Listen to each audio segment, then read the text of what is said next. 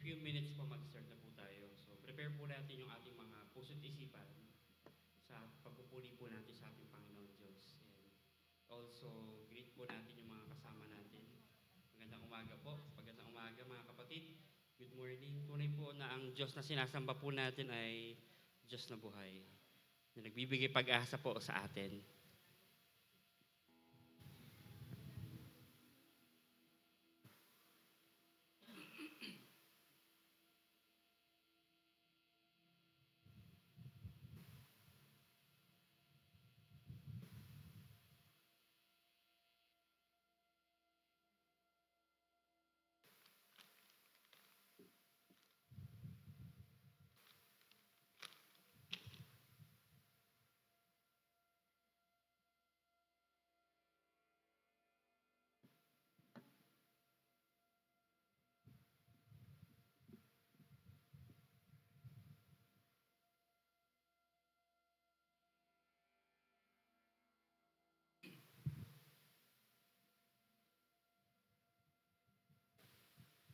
So yun po. Muli po, magandang umaga mga kapatid. Good morning po. Yan. Good morning po. Yan. So, ating mga kapatiran naman po, darating naman po sila. So, mag-umpisa na po tayo. Tayo po yung mag-umpisa sa pagpupuri natin sa ating Panginoon Diyos. Call to worship po, i-start po natin. Kung may mga Bible po tayo, pakibasa. Samahan niyo po akong basahin sa Psalms, sa chapter 150. Pero naka-flash din po sa screen natin. Psalms 150, sabi po dito, praise the Lord. Praise God in His sanctuary. Praise Him in His mighty heavens. Praise Him for His acts of power. Praise Him for His surpassing greatness. Praise Him with the sounding of the trumpet. Praise Him with the harp and lyre. Praise Him with the timbrel and dancing. Praise Him with the strings and pipe. Praise Him with the clash of cymbals. Praise Him with surrounding cymbals. Let everything that has breath praise the Lord. Praise the Lord. Tayo po'y manalangin, Panginoon, maraming salamat, Ama, sa inyo pong kapangyarihan. Maraming pong salamat, Panginoon, sa inyo pong pag-ibig. Salamat po, Ama, sa inyo pong pagpapatawad. Maraming salamat, Panginoon, sa inyo pong paggagabay sa amin, sa aming mga buhay. Thank you, Lord, sa panibagong buhay, sa panibagong umaga. Sa panibagong opportunity, Lord, to bless your name, to lift your name on high. Pagpalain niyo po, Ama, ang bawat isa nandirito, Panginoon. Ganon din po yung mga kapatiran namin na papunta pa lamang, Lord, makakasama namin sa pananambahan, sa pag-aawitan, sa pagtaas ng iyo pong pangalan. Panginoon, linisin niyo po ang aming mga puso't isipan, Panginoon, na wala po kaming ibang isipin, Panginoon, na wala po kaming ibang itataas, kundi niyo pong pangalan lang, Panginoon. Patawarin niyo po kami, Panginoon, sa aming mga pagkukulang, sa aming mga naging kasalanan, Panginoon, sa mga kapwa-tao namin, Panginoon, family members namin, Panginoon, sa mga kaibigan. Bigyan niyo po kami ng puso mapagpatawad, Panginoon. Nagpapatawad po, Panginoon Diyos, doon sa mga taong nagkakasala sa amin. And also, yung pagpapatawad din po namin, Panginoon, sa amin pong mga sarili. Pagkat kayo po, Panginoon, unang nagpatawad sa amin. Muli po, Panginoon, sa araw na ito, pagpalain niyo po yung buhay ng bawat isa. Yung aming pong tagapagsalita, Panginoon Diyos, kayo po yung mangusap sa Kanya, Father God. At mamutawi po, Panginoon, sa Kanya mga labi ang inyo pong mga salita. Thank you po. Muli po, magandang umaga, Panginoon Diyos. At tinataas po namin kayo sa pangalan ni Jesus. Amen. Okay? So, mga kapatid, tayo na po tayo. Awitan po natin ang ating Panginoon Diyos sa umaga na ito.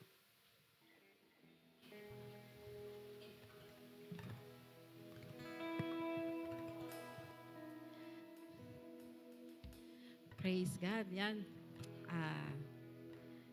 Salamat sa Panginoon sa pagkakataong ito na muli tayo magkakasama-sama na magbibigay papuri sa Panginoon. Sabi nga doon sa Salmo na binasa kanina, talagang puro papuri. Praise Him. Praise Him. Praise Him.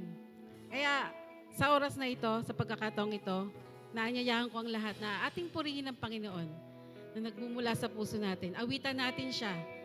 At namnamin natin yung mensahe ng mga awitin na iaalay natin sa Panginoon. Hallelujah. Tayo po'y mawit. Tayo po'y magbigay papuri sa Panginoon sa oras na ito. Hallelujah.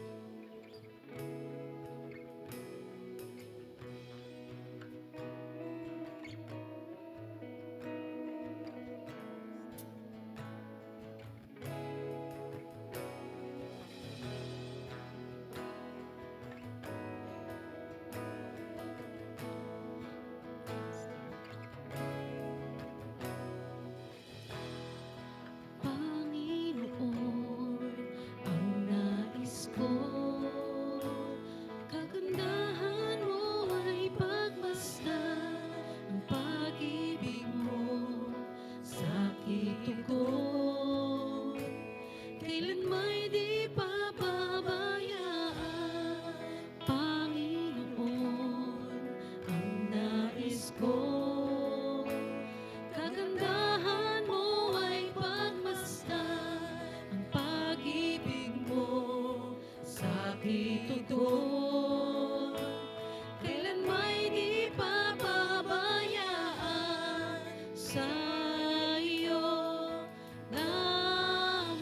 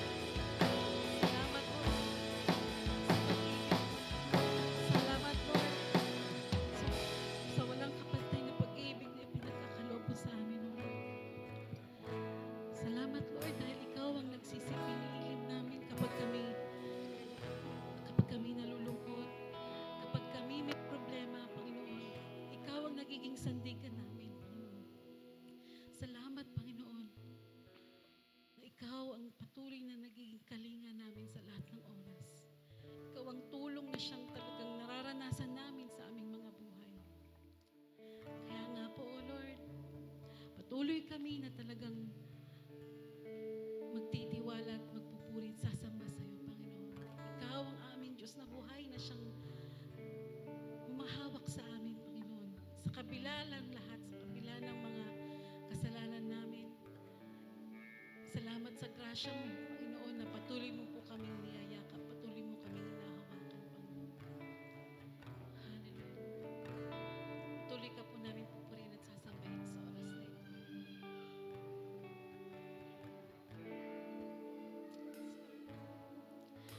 Ang puso ko'y dinudulog sa'yo,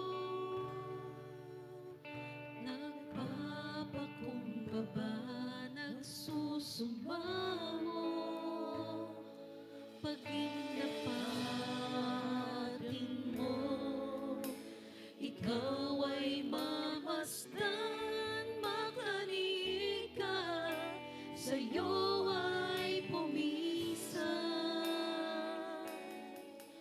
Ang puso ko'y dinudulog sa'yo, nagpapakumbaba, nagsusumamo, pagdapatin mo, ikaw ay mamasdan, makanig ka, sa'yo ay pumisan. Loobin mo ang buhay ko'y maging banal mong tahanan, luklukan ng iyong wagas na pagsinta, daluyan ng walang hanggang mga papurit pagsamba, maghari ka, O Diyos, ngayon at kailanman.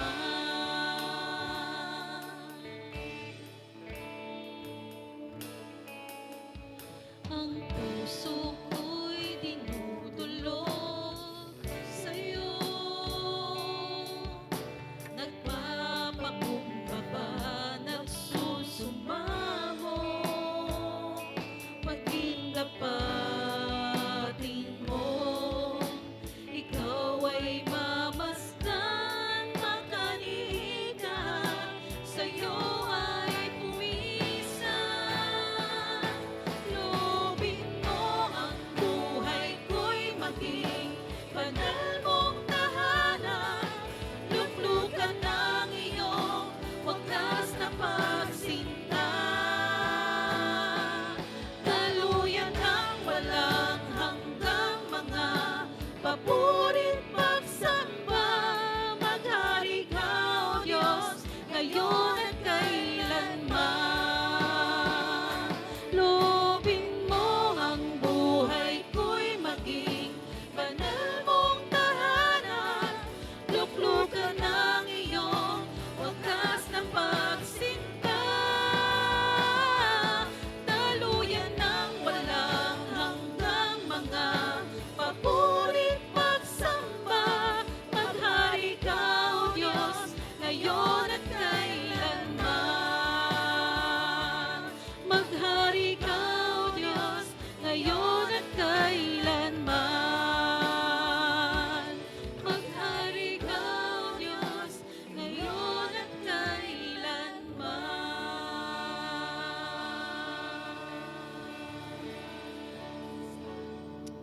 Hallelujah.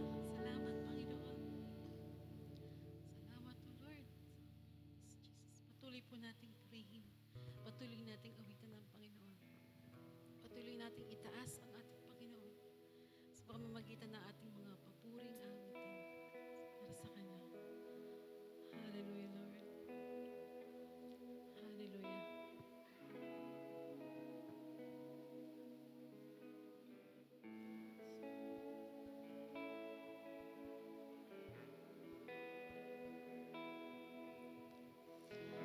Habang hindi karapat-dapat, pagkukulan ng habag at wagas mong pagsinta,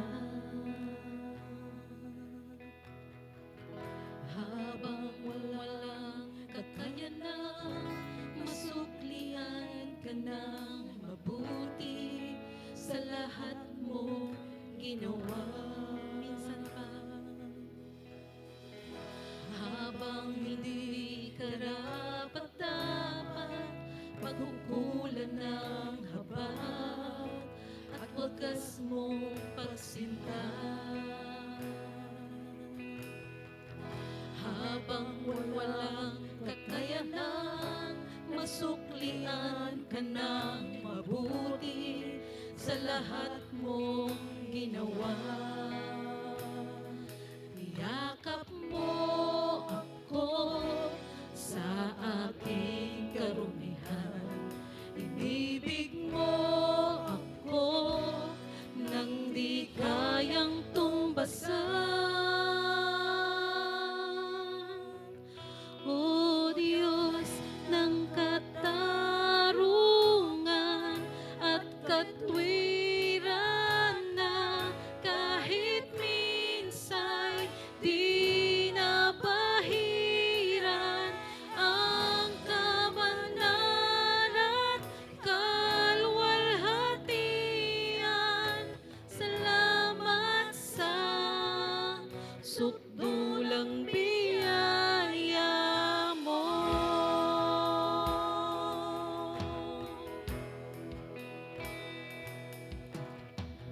Ang walang salang manunubos na umako ng parusa nararapat sa akin. Anong habag sa tulad ko'y gawad ang iyong katwiran at ako'y patawarin. Niyakap mo ako sa aking karumihan. Inibig mo ako nang di kayang tumbasan. Niyakap mo ako sa aking karumihan. Inibig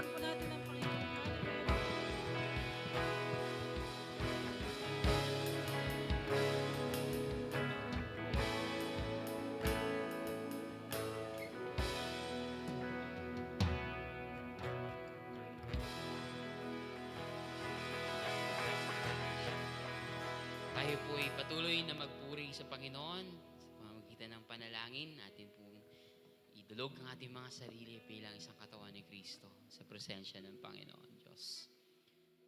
O Diyos, kami po ay patuloy na nagpapasalamat, Panginoon, sa inyong kadakilaan, kabutihan, sa inyong biyaya sa aming mga buhay, Panginoon.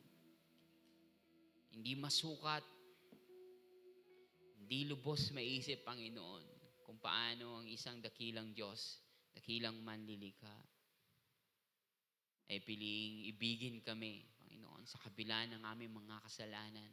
Sa kabila, Panginoon, ng aming mga karumihan, pagkukulang, ang aming mga pagkakamali na sa kahit anong pagkakataon, Panginoon, ay mas nauuna pa rin, O Diyos, ang aming mga sarili kaysa yung inyong kalooban. Kaya, Panginoon, aming pinagpapasalamat ang inyong dakilang pagmamahal sa amin. Hindi kami karapat-dapat, Panginoon. Ang aming mga pagsubok sa kabutihan, ang pagsubok sa kabanalan, aming pagtsatsaga na gumawa ng mga mabuti, hindi sasapat, Panginoon. Ngunit sa inyong dakilang habag, dakilang pag-ibig sa amin na ito'y bumuhos upang kami ay mahugasan mula sa aming mga kasalanan. Tanggapin kami bilang inyong mga anak sa inyong kaharian. Sa aming pagsuko ng aming mga sarili, nariyan, Panginoon, iyong pagtanggap. Di walang isang maliit o malaking kasalanan ang makakatumbas sa lalim, sa lawak, sa laki ng iyong pagmamahal sa amin. Patuloy niyo nga po kaming kalingain, Panginoon. Patuloy niyo kaming akayin sa inyong presensya na habang aming nararanasan ng inyong pag-ibig at kabutihan, habang aming namamasdan kung paano kayo kumikilos sa aming mga buhay, ay patuloy din naming inialay ang aming sarili sa inyong pagkilos sa aming puso, sa aming isipan. Patuloy niyo rin kaming baguhin, O Diyos. Higit pa sa aming galing, higit pa sa aming talino at kakayanan, higit pa sa aming mga intensyon, O Diyos. Kumilos kayo upang maging kawangis kami ng iyong anak na si Jesus, ng kanyang mga katuruan, ng kanyang landas na itinahak, kanyang mga katuruan na siyang nais niyang sundin namin para sa kabutihan, para sa kabanalan, para sa pag-ibig, kapayapaan at justisya. Ito nawa, Panginoon, ang patuloy naming maging bahagi ng aming buhay. Na makita namin, Panginoon, ang mundo ng mas may kabuluhan, mas may pag-asa, na makita rin namin ang aming mga sarili na merong kaming papel sa mundong ito, na merong kabuluhan ng aming buhay dahil sa pag-ibig ng Diyos at sa ehemplo ni Kristo, na merong kaming maibibigay na kahalagahan, na maaari kaming manguna, Panginoon, sa pagpapahayag ng pag-asa, ng kabutihan, pamamagitan ng aming pagsunod kay Jesus.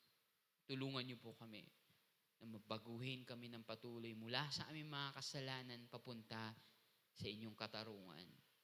Mula sa aming mga karumihan papunta sa inyong katapatan, at mula sa aming mga pagkukulang na maghahatid kami ng pag-ibig sa aming mga kapwa.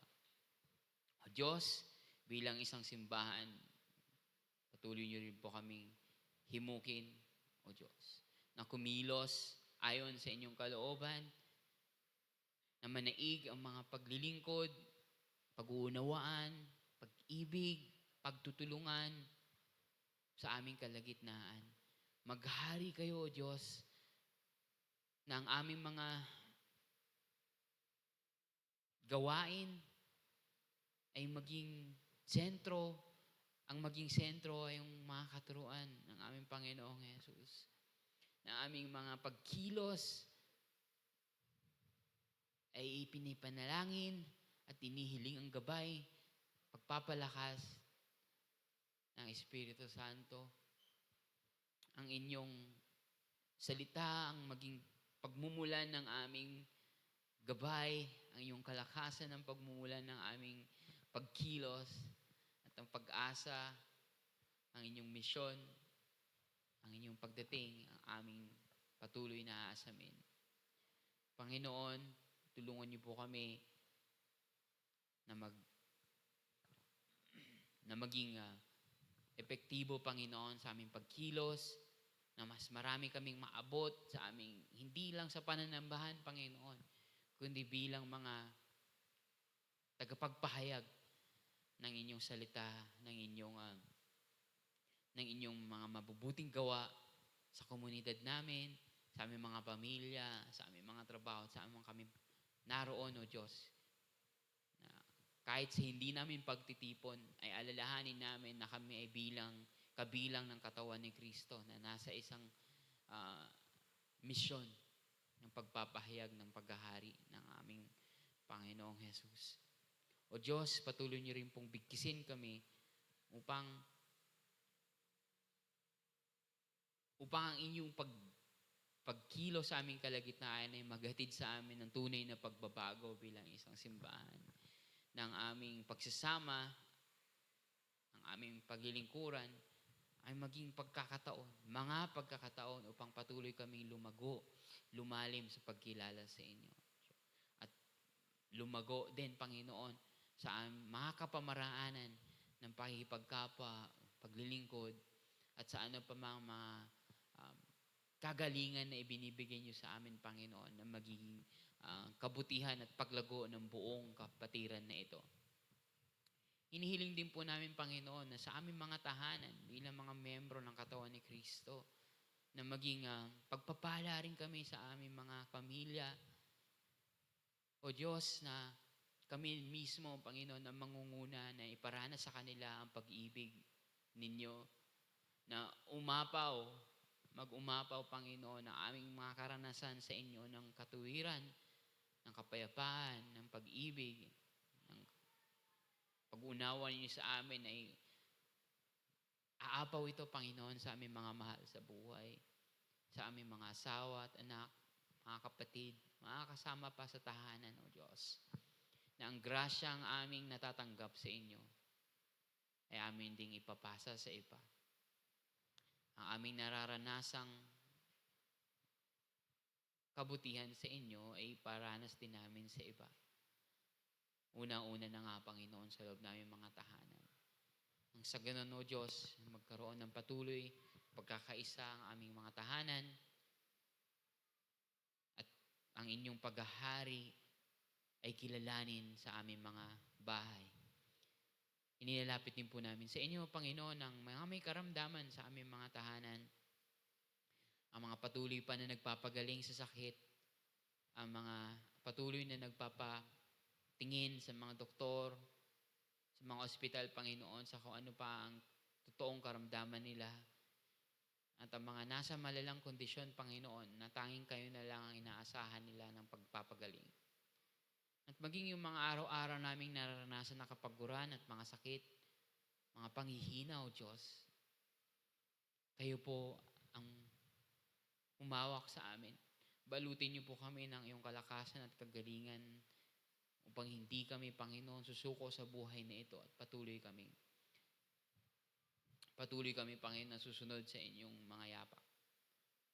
Sa amin din mga tahanan, Panginoon, na may mga panghihina, hindi lang sa pisikal, kundi sa emosyonal at espiritual na panghihina, Panginoon.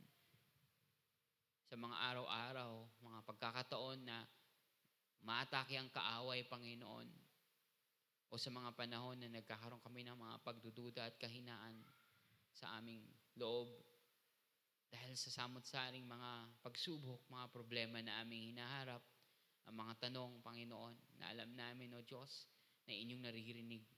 Ngunit may mga pagkakataon na hindi namin mahanap ang sagot. O Diyos, dalhin niyo po kami. Paranas niyo po sa amin yung kapayapaan. Tipaalala ang katiyakan ng iyong pagmamahal para sa amin. Na ang pag-asa ninyo ay nariyan lang palagi, O Diyos. Ituro niyo po sa amin ang inyong mga direksyon. Ituro niyo po sa amin ang mga dapat naming gawin.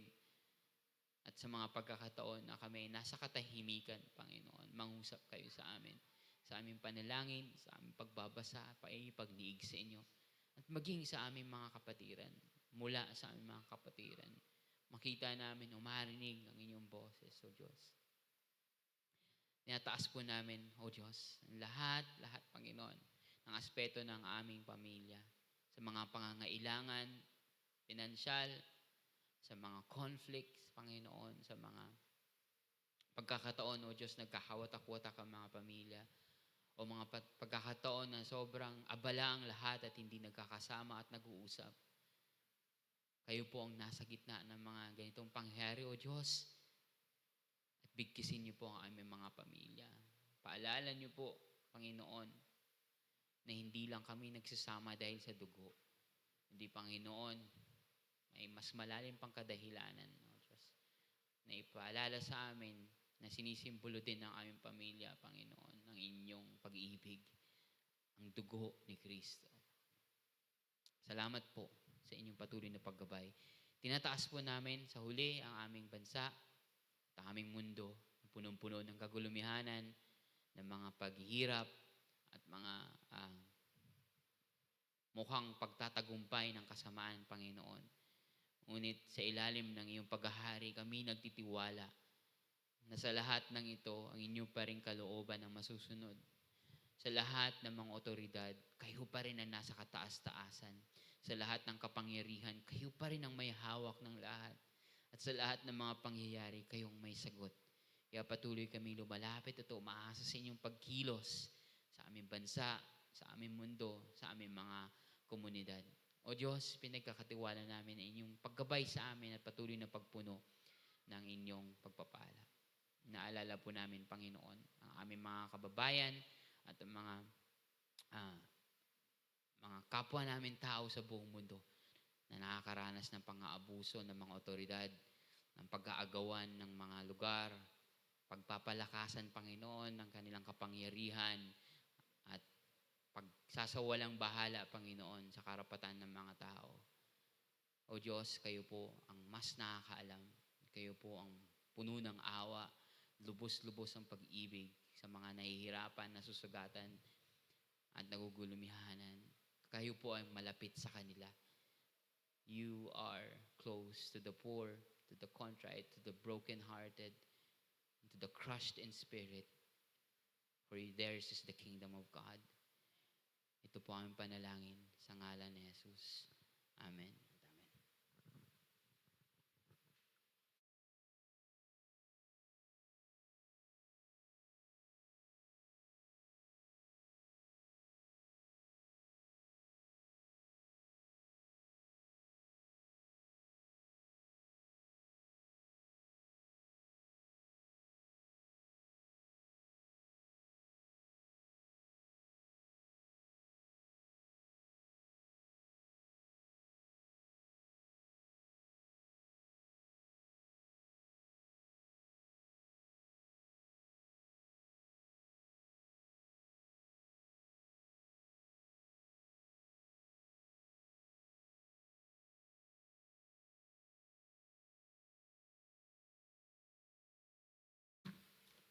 Magandang maga po sa ating lahat.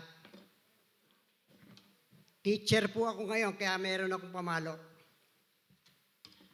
Naalala ko kung nag-aaral ako sa elementary, yung teacher namin, laging mystic. Kapag ka hindi nakikinig, pagka hindi inabot ng eraser, lalapitan mystic. Praise the Lord, purihin ang Diyos. Tatalakayin po natin ngayong umagang to, yung pong topic natin, personal development in Jesus Christ. How is our personal relationship with the Lord Jesus Christ? How is your relationship? Do you know Him better today than ever before? How is our relationship with others? With our brethren, tayo. with our household, with our relatives, and with the outside world.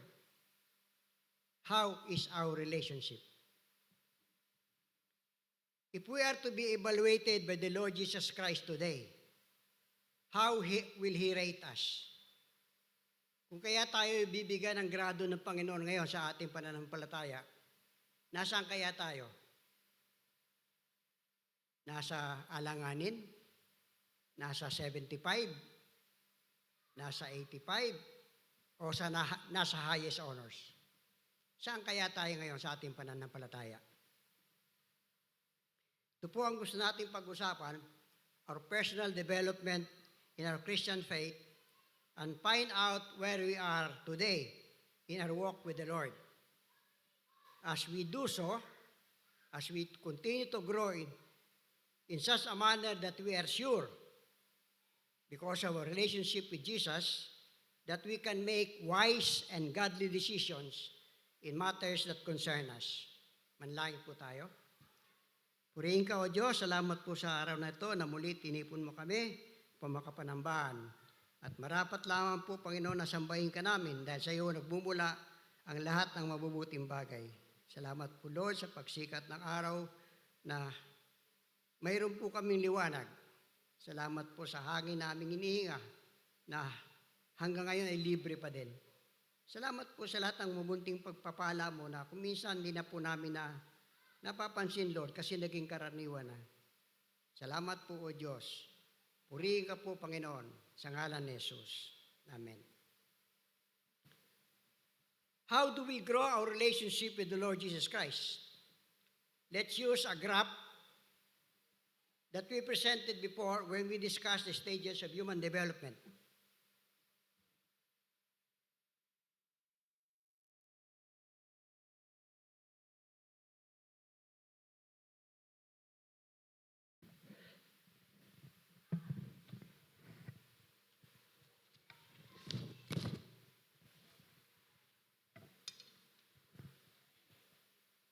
In terms of normal stage of human development, we pass through the periods of infancy, childhood, adolescence, and adulthood. On the other hand, our personal development in the spiritual realm has a parallel developmental stage as well, with of course a different distinctive. After being born again, this is what we call the born-again experience, when we accept Jesus Christ into our lives as Lord and Savior. We pass through the same stage of development. As a newborn infant in Christ, we also go through the stage of infancy. There is a popular misconception that occurs within Christianity. Once I accept Jesus Christ into my heart as Lord and Savior, the born-again experience, all will go well with me.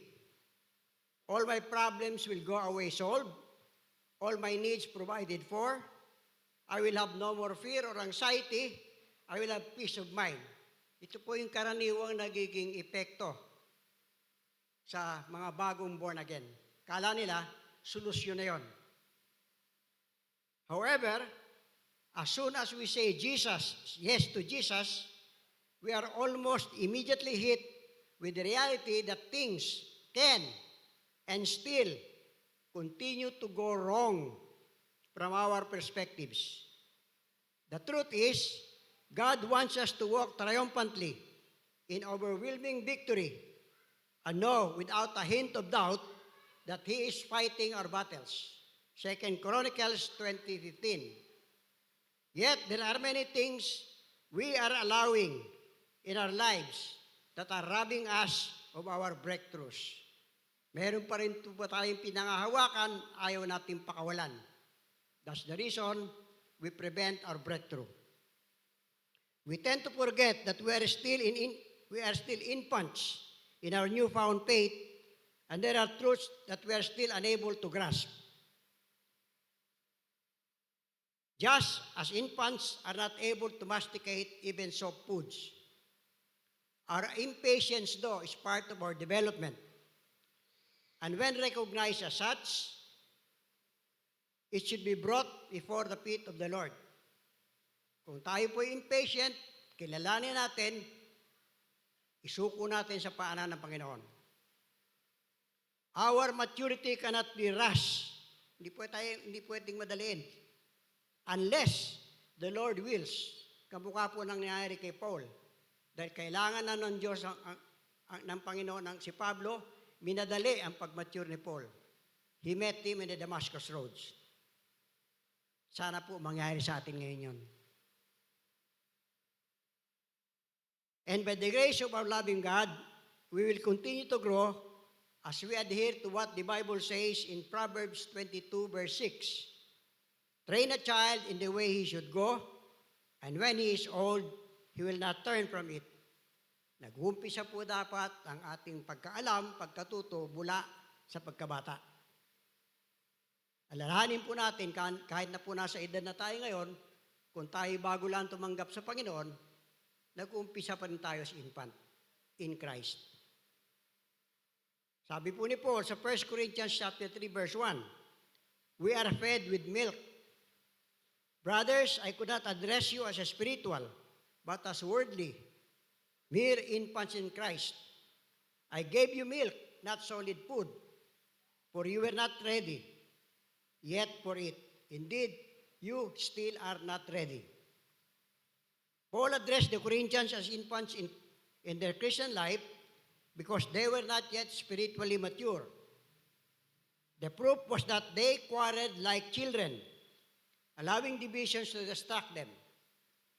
Further, Hebrews 11:13 says, anyone who feeds on milk, being still infant, is not acquainted with teaching about righteousness.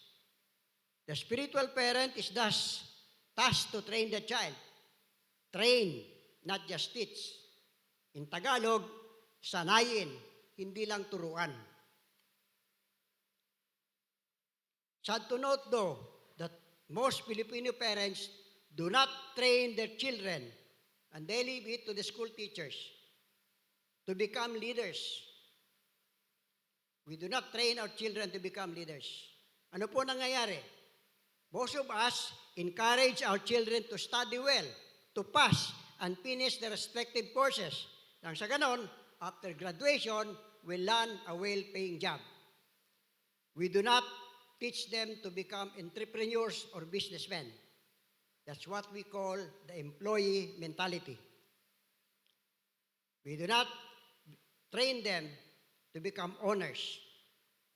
Rather, they are owned. Kaya nga po sa buhay ko, nung pong dumating sa akin itong katuruan na to, yung mga anak ko, nilipat ko sa Chinese school. Kasi may Chinese school po doon sa Caloocan. So, yung 5 bata, so yung panganay lang natira sa private school, yung 5 napunta lahat sa Chinese school. Mangal sila kasi maghapon. Kasi yung Chinese subject sa umaga, English subject sa umaga, tapos may katumbas na Chinese subject sa hapon, kaya maghapon sila sa eskwelahan. So I had to talk to them and explain to them bakit. Sabi ko sa kanila, tumingin kayo sa paligid. Sino may-ari ng bangko?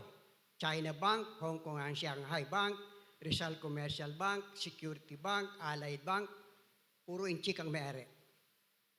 Pumunta kayo sa ospital, sino may-ari? St. Luke's, pag-aari ng mga inchik, Chinese Gen, Manila Doctors, pag-aari na ng inchik. Pumunta ka ako sa department store, wala pa ako nakitang department store na pag-aari ng Pilipino.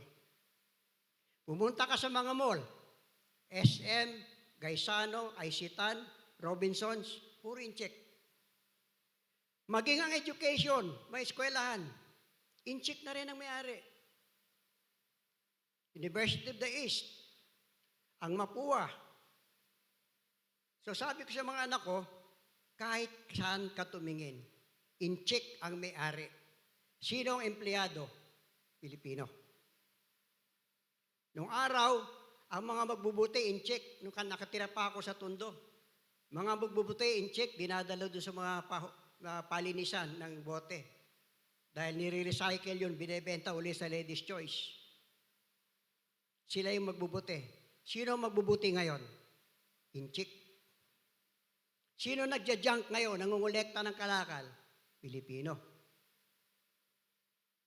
Because we do not train our children to become entrepreneurs and business leaders.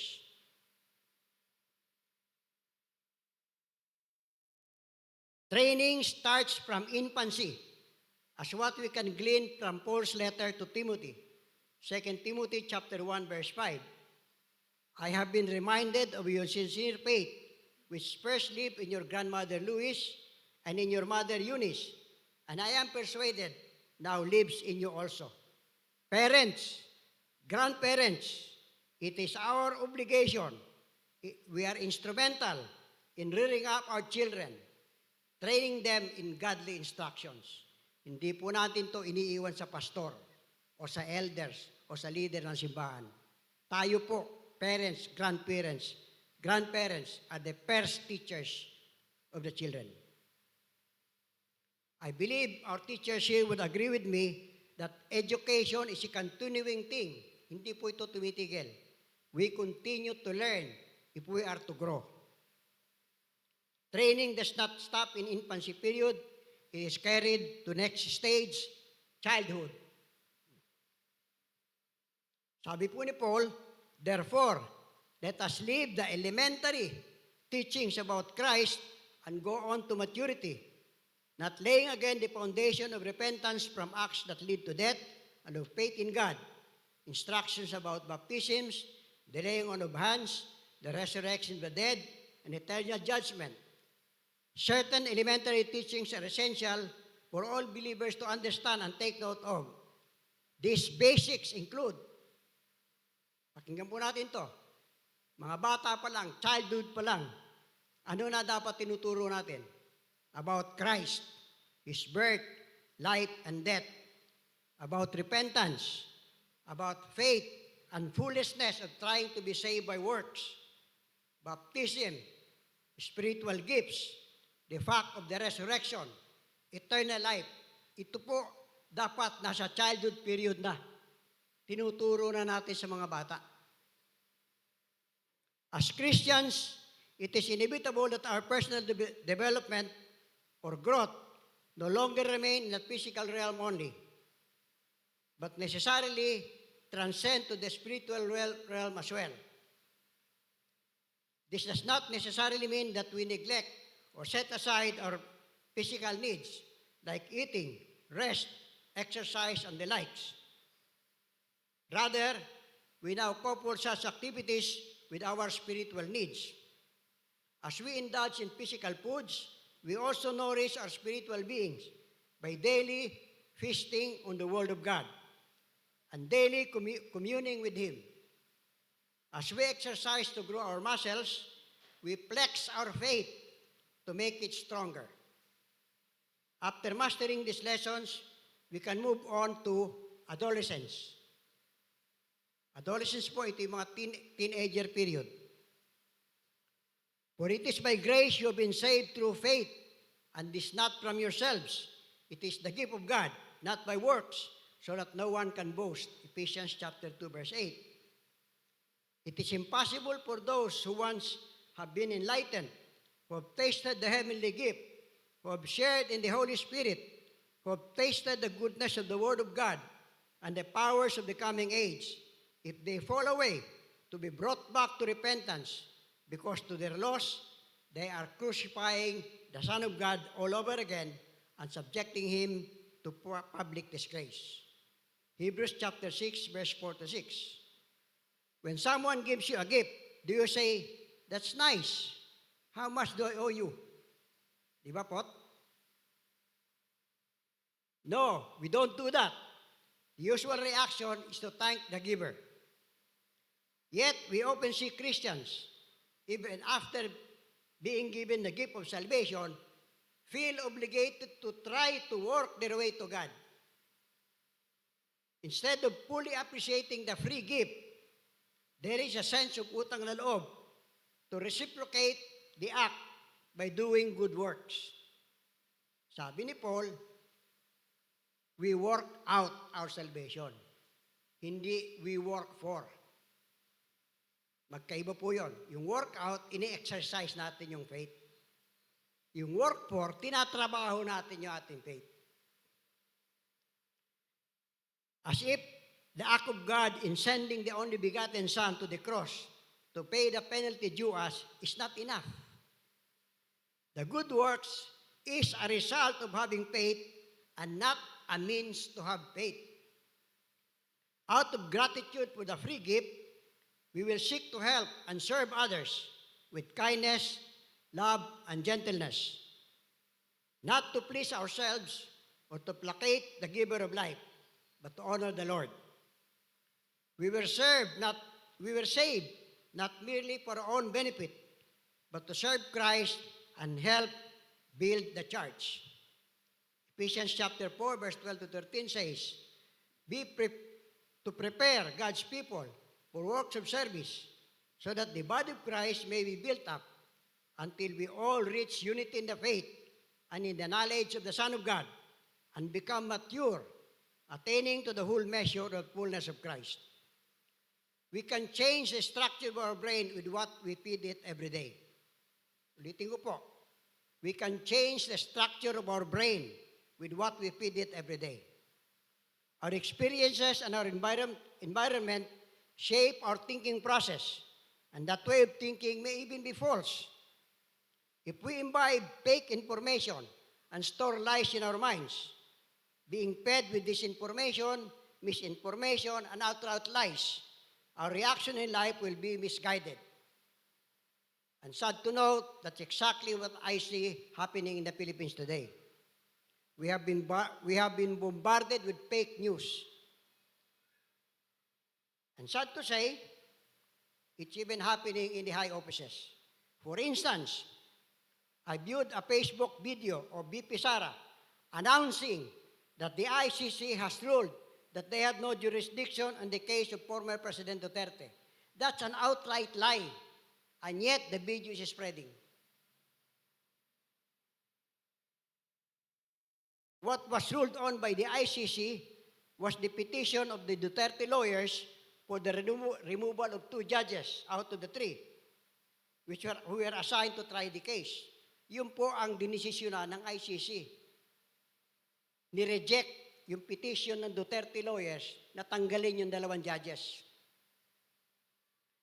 We need to understand that our decisions, our course of action, come from information we have stored in our minds.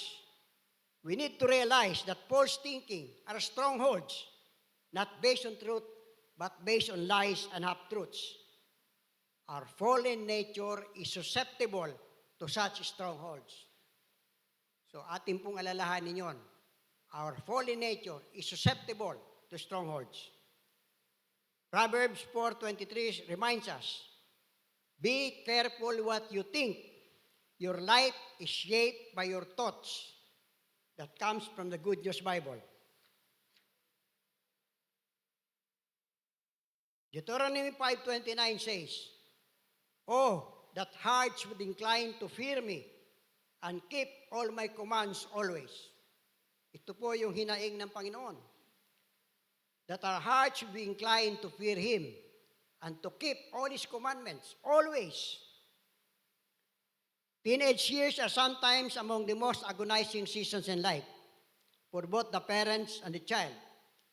There is the adolescent quest for independence, to break free from the dominion and control of the parents, to seek individuality, often rejecting age-old parental values and rebelling against established rules. Commandment number 5, the 10 Commandments, is set aside, perhaps not even given due importance. And yet, it is a command which carries a promise that it might go well with them and their children forever. Ito pong sinasabing to, nangyayari po yan sa adolescent period. Kahit po sa mga kabataang tumanggap na sa Panginoon, nandun po yung pagre-rebelde. Bakit bawal ito? Bakit bawal yon? Bakit kailangan ito? Bakit kailangan yon? This rebellion against parental authority has led to a very serious problem, thank God, in the United States. In teenage pregnancy, that's the major problem now. In 2024, just last year, it stood at 12.7 per 1,000 girls. So sa 1,000,000, 12,700 teenage girls get pregnant. That's from age 15 to 19. Ano po ba ang malay ng isang 15 anyos para magbuntis, magdalang tao? This is lower than the previous years. So mababa na ito kumpara sa mga nagdaang taon. Presumably due to abstinence and the use of contraceptives. Ini-encourage nila ngayon paggamit ng contraceptives para bumaba ang teenage pregnancy. The U.S. has the highest number of teenage pregnancies and the highest number of sexually transmitted infections. In the U.S., the rate is 84 for every 1,000 teenage girls pregnant. 84 out of every 1,000 get sexually transmitted infection. That's 84,000 for every 1 million. The abortion rate for ages 15 to 19 is 35%. Sa bawat 100, 35 ang nag-a-abort. In 2021, suicide was the third leading cause of death among U.S. high school youths ages 14 to 18, resulting in a rate of 9 per 100,000. Suicide deaths accounts for 8.5% of all deaths among adolescent and young adults around the world from the ages of 15 to 29, and is a leading cause of death among youth worldwide, according to a report of the World Health Organization in 2017. The age of discovery and rebellion, which is adolescence, by God's grace, soon passes. And lessons from that stage should help shape the next stage, adulthood.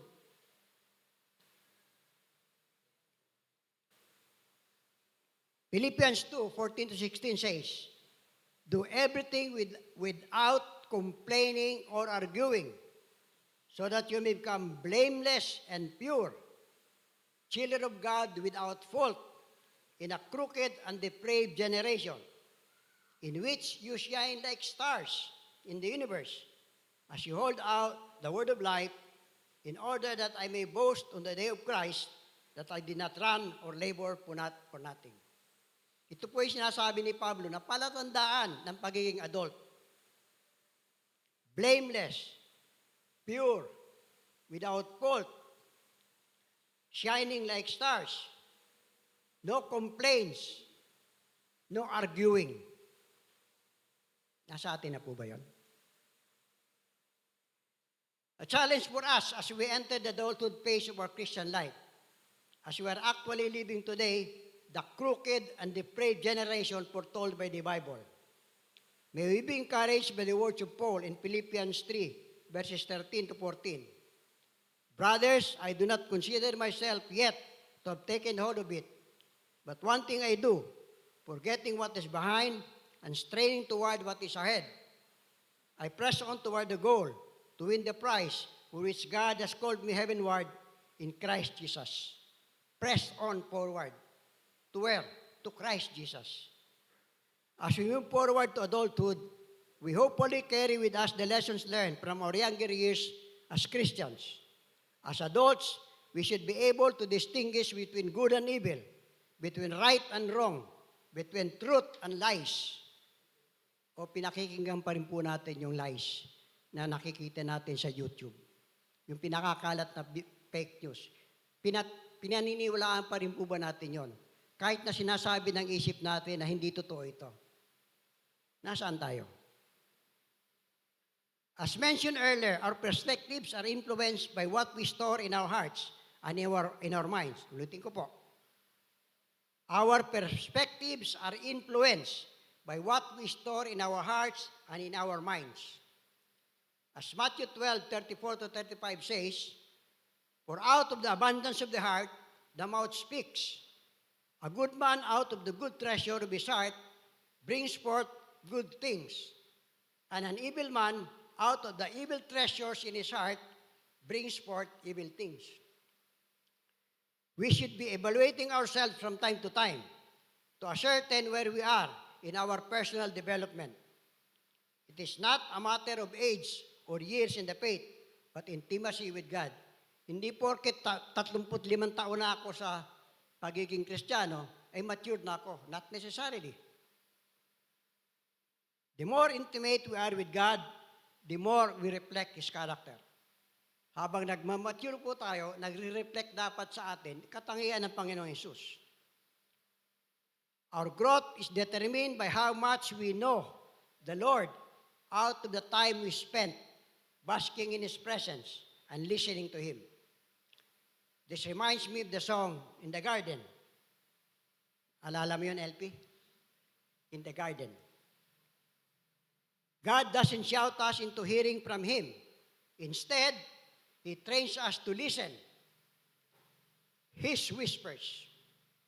1 Kings 19, verse 12-13 says, "After the earthquake came a fire, but the Lord was not in the fire. And after the fire came a gentle whisper." When Elijah heard it, he pulled his cloak over his face and went out and stood at the mouth of the cave. Kaya po nakakaligtan natin kasi hindi natin pinakikinggan dahil bulong lang eh. Hindi naman sumisigaw ang Diyos. As we spend feasting on the Word and basking in silence in the presence of God, we develop intimacy with Him, as it is in those moments that we are still, that He reveals Himself to us. Kaya nga po sabi sa atin ng Psalm 46 verse 10, "Be still and know that I am God. I will be exalted among the nations. I will be exalted in the earth." To be intimate with the God of glory requires that we understand His heart and join Him every way. Intimacy longs for understanding and oneness. As we get to know the Lord more and more, the more that we imbibe who He is and soon manifest the way we live, in the way we conduct ourselves, in the way we execute decisions and judgment. Makikita po doon gaano na tayo kalalim sa Panginoon. In the way we conduct ourselves, in the way we execute judgments and decisions. Praise the Lord. Let me digress a little bit just to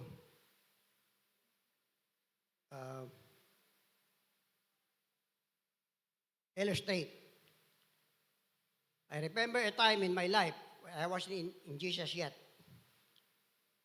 At age 24, I was overly ambitious. Sino pong age 24 dito? I was not content at just being the assistant supervisor at Mead Johnson Philippines, a multinational company. I was aiming at a higher position, but after a careful evaluation of the circumstances, I concluded I will not be able to move up if I remain in the warehouse.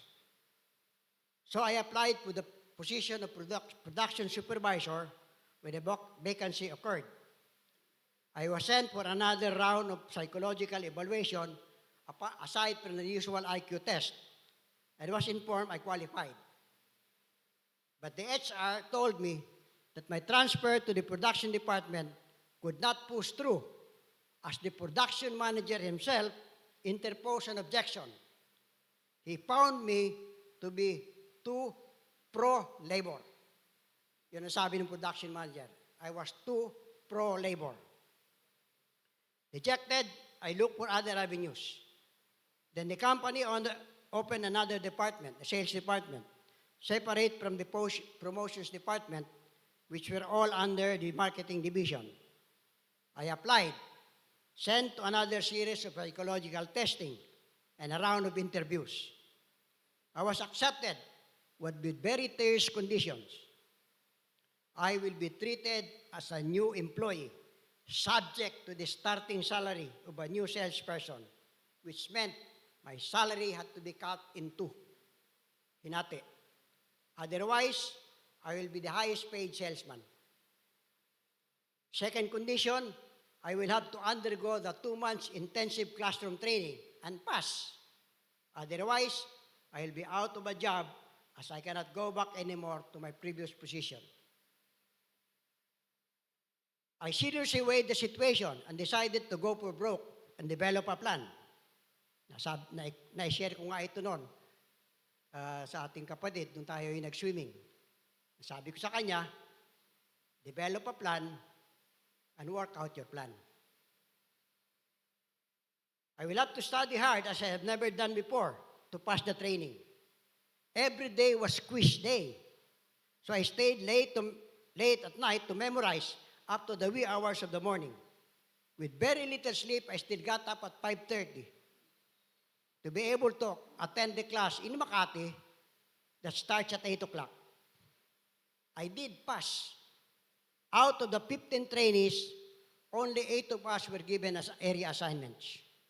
The rest were let go. Yung 7 nawalan ng trabaho. So my next task was to know my job and how to excel. I determined to know everything I needed to know, just like I know the palm of my hand. I calculated, nag-compute ako, that I had to be promoted to supervisor within 2 years if I am to recoup my losses. Kinuwenta ko na kasi mawawala sa akin, nahati sweldo ko eh. Magkano nawawala? So I determined that I will have to be promoted to supervisor within 2 years para mabawi ko yung nawala. Kasi biglang taas ang sweldo eh.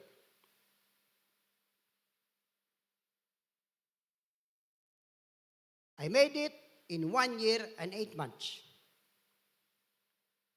It was my little success story.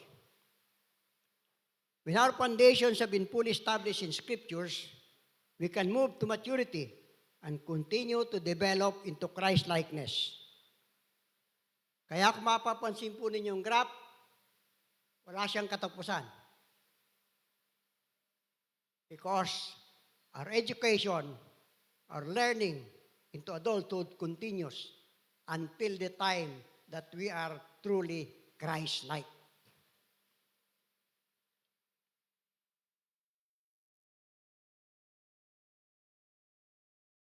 When our foundation have been fully established in scriptures, we can move to maturity and continue to develop into Christ-likeness. We need to keep watch of our personal development to enjoy what the Lord Jesus promised in John chapter 10, verse 10, the second sentence. I have come that they may have life and that they may have it more abundantly. New King James Version. We are cautioned to live properly, not only for ourselves, but for the sake of others. Be careful to live properly among your unbelieving neighbors. 1 Peter chapter 2, verse 11. New Living Translation. The NIV says it another way. Dear friends, I urge you as aliens and strangers in the world to abstain from sinful desires which war against your soul. Live such good lives among the pagans, that though they accuse you of doing wrong, they may see your good deeds and glorify God on the day He visits. We are encouraged to live in such a manner that has the power to point people to Jesus. We are encouraged to live in such a manner that will point to Jesus. Pag nakita tayo, nakita ang Panginoon. Naikwento ko nga po dun sa kapatid natin, yung na-training, nung ako'y magpunta sa sales, sa insurance particularly, isa lang ang goal ko, to be the top of the mind of the client. Na every time the client thinks of insurance, he remembers Ben Mendoza. And I achieve it. Particular example, Manuel Enciso. Enciso used to be an employee of Rustan's supermarket until he became the general manager. But while being a general manager, nagtayo siya ng sari-sari store doon sa Kalayaan, corner Matalino, malapit sa Heart Center. Maliit lang, sari-sari store lang. Kasi malaki yung lote, kaya lang, sa tabi niya, nursery school. So malaking area yon. Tapos, sumunod sa kanya, bahayan. Malaki yung lote, kaya lang, marami naka-occupy. So maliit lang yung tindahan niya. Every morning silang mag-asawa, pumunta ng Visoria para mamakyaw. Wholesale. Dinadala nila sa tindahan lang, maliit na tindahan sa sari-sari store. After a while, naging Unilane Food Mart, naging supermarket. From one supermarket, naging 10. At ito yung binili ng Pure Gold. There was one day na napasyal ako sa opisina kasi kaibigan ko na yung may-ari, nakakabas-masok na ako sa opisina niya, nakita ko yung financial statement, nakabulatlat. Marunong naman po ako magbasa eh. Nakita ko, net income, 50 million pesos. Net na yon, labas na yung retained earnings. Yung retained earnings, neto pa rin dapat yon. Pero nilabas nila yon. Neto talaga, wala na obligasyon, 50 million pesos. Ibinenta pa rin niya sa Pure Gold. Ibig sabihin, di hamak na malaki ang pinagbila niya. Hindi ko po alam, meron sa inyo napapasyal ng Visayas Avenue, kanto ng Tandang Sora. Dating Unilane Food Mart yun. Ngayon, Pure Gold na. Isa po yun.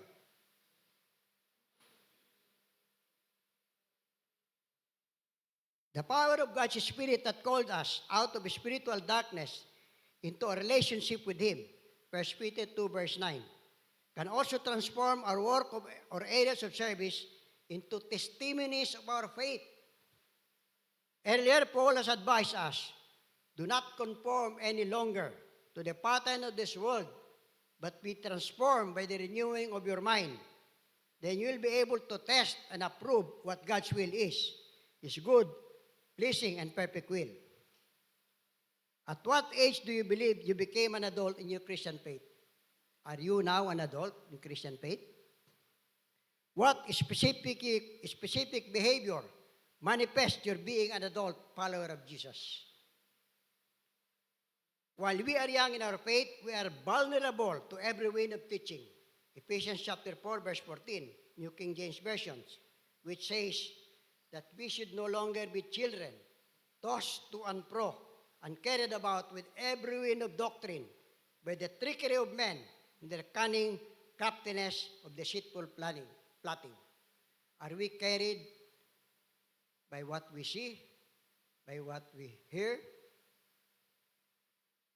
in media, in social media? Are we influenced by what they're telling us without analyzing if it's true or not? This often results to division among us. As we mature in our understanding of the truth, we function as a unified body under Him who is the head, that is Christ. Ephesians chapter 4, verse 15. Every follower of Jesus, one who has repented of his sins and invited Jesus Christ into his heart as his Lord and Savior, is firmly engaged in a spiritual warfare with Satan and his demons. Although we are no longer under the dominion of the devil, we are still not immune to his plots and schemes. As Peter reminds us, 1 Peter chapter 5, verse 8 to 10, be self-controlled and alert. Your enemy, the devil, prowls around like a roaring lion, looking for someone to devour. Resist him, standing firm in the faith, because you know that your brothers are undergoing the same kind of sufferings.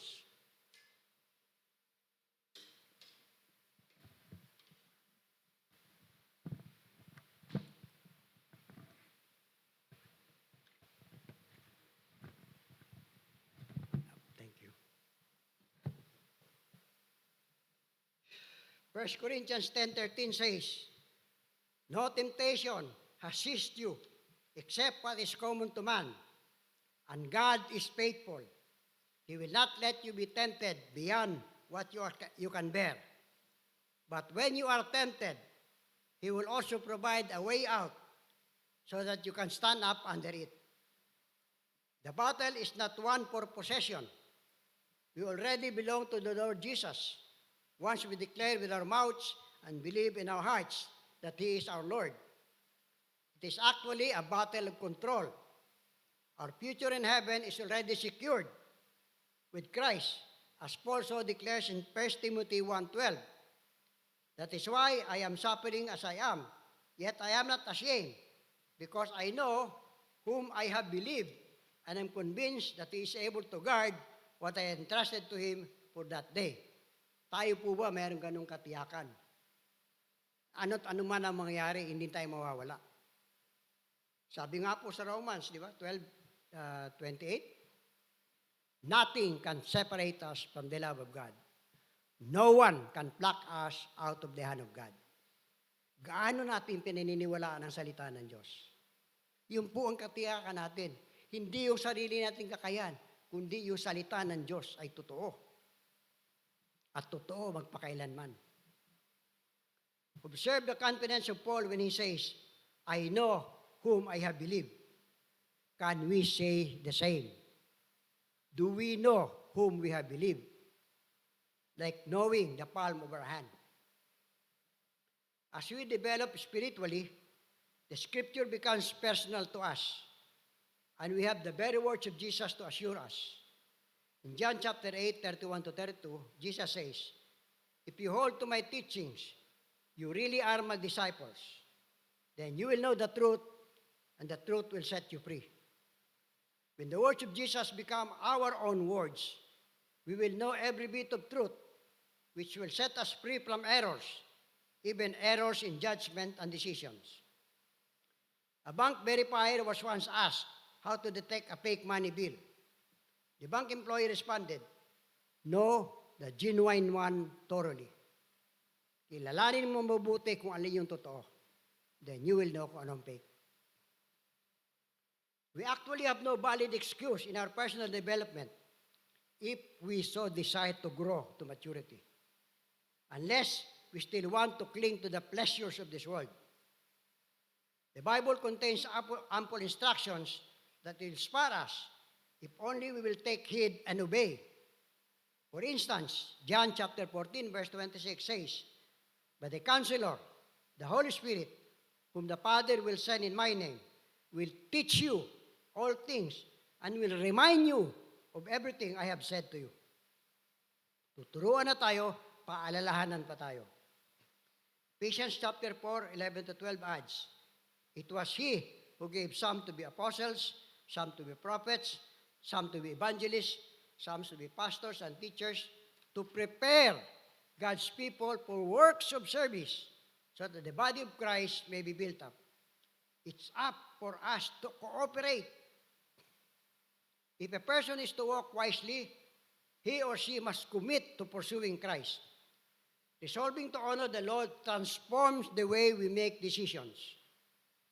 Instead of following instincts or impulses, we choose to seek God's viewpoint in a given situation, searching the Scriptures and listening for the Holy Spirit's guidance before we make any decision. As a result, the Spirit's quiet voice becomes easier to discern, and the worldly shouts fade away. As I have always heard it in BCFC, babad sa salita ng Diyos. We thus acquire the counsel of God and be able to exercise sound judgment and godly decision. Meron po itong karugtong, pero alam ko po, mahaba na yung kinuha ko. So anyway, meron po tayong handouts dyan. Yung kasunod po kasi nito is a guide to growing in Christ. Maraming salamat po.